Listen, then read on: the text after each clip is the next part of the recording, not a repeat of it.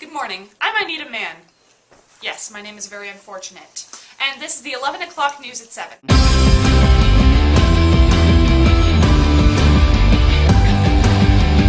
Tonight's main story is the war at sea. In the spring of 1917, America officially joined the Allied powers, but could not use their navy because of the German blockade. So, it's like getting in the car to go on vacation, then realizing you forgot one of your kids. Because the naval war is against submarines, the Allied powers' navies have postponed developing battleships. In response, the Hasbro Toy Company is introducing its newest game, U-boats. American scientists have developed underwater listening devices. Here is a short message from the developers. Narwhals swimming in the ocean, causing a commotion, 'cause they are so awesome. Munitions experts have effectively developed depth charges. They came to this amazing idea after listening to an AC/DC song. TNT.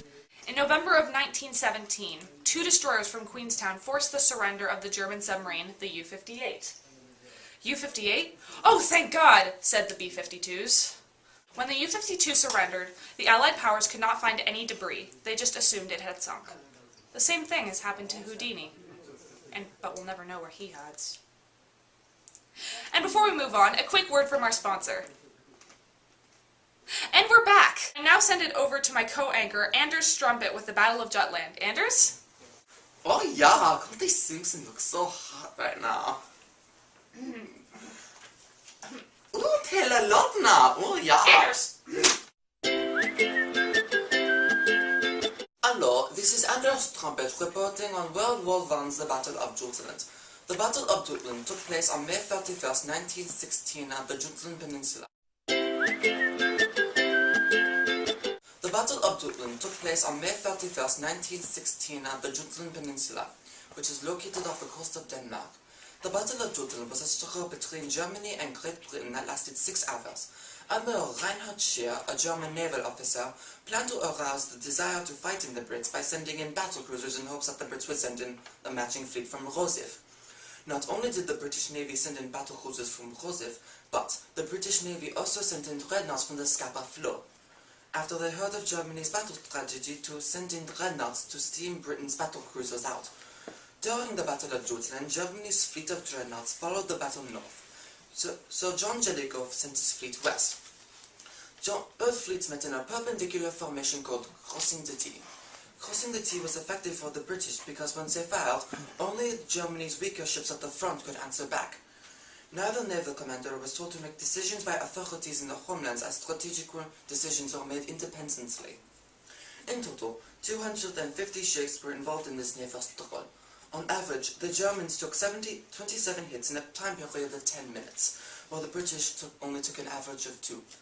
But the Battle of Jutland is one of the most controversial naval battles of World War I, because the British lost more ships and men, but the Germans took more hits to their naval fleet. Not even today can we figure out who won. This is Anders Strumpet, signing off. Thank you, Anders.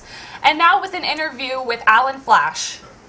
Hi, I'm Alan Flash, reporting for the 11 o'clock news at 7. I'm here in London today to interview a naval officer for the British Navy. Oh, here comes one now. Oh, sir, can I get a quick interview? Quick interview. Fine. So to start off, what are submarines and why are they so effective? Well, submarines are basically underwater tanks that are capable of launching devastating offensive underwater attacks. So what kind of armor makes them like a tank? They're protected by 1 foot of steel plate armor. Okay, so they're armored, but what makes them dangerous? They're dangerous because they have their 5 cannon holes, which fire torpedoes that can easily destroy even the most armored of warships. Do the British use submarines? Of course we do. These are unstoppable beasts used by us every day in the Great War. Do you know if any other countries use submarines? Yes, Germans use them, but call them a different name, U-boats. Germans take out our submarines every day of the Great War. What types of ships do they destroy? Well, they destroy battleships and supply ships coming to give us supplies. Really? How did the British government react to this? We react by, well, our government was furious, so we bumped up security by having ships being escorted. Now, every time an enemy submarine comes to attack, the escorts will see them before they are able to launch their attack. Well, what types of ships would be used as escorts? Many of the escorts are dreadnoughts. Dreadnoughts? These ships are massive beasts that sail on top of the water rather than under the sea. So it's like a submarine, except it stays on the surface. Yes, but these have much more armor and weaponry, and are much bigger. Please continue. I cannot tell you much about the dreadnoughts because of their information is classified, but I can tell you that in comparison, if a regular ship is a kitten, then a dreadnought is a lion. Well, thank you for your time. Well, I'm off to my ship. I'm going off to sea. Well, good luck and Godspeed. Thank you, Alan. And now, another interview with Alan Flash, this time interviewing Robert Robert. Hey, I'm back with Robert Schukenbobom, that's my name. Robert Schukenbobom. him. Yeah, Schukenbobom. So, and he's going to tell us a little bit about the North Sea. Yes, I escaped the other day from the perilous lands of the North Sea. Oh, Yes, you the did. North. Yeah, I escaped. The North Sea. Obviously, it was a war zone. It's a sea. Yeah, it was a war zone sea. Not a B war zone, but a sea war zone. Okay. So, anyways, controlling the North Sea was a big part of the German plan because Germany, it was their main port, so they had to control all it. their stuff. Yeah, all their stuff came and went. However, controlling the North Sea was also a big thing for the Allied powers. Really? And what they tried to do was they stopped the goods from going into I see Germany. that. Yeah. Or Halt supply munitions. blocked them. Okay. So nothing could go in or out of Germany. So Germany was basically...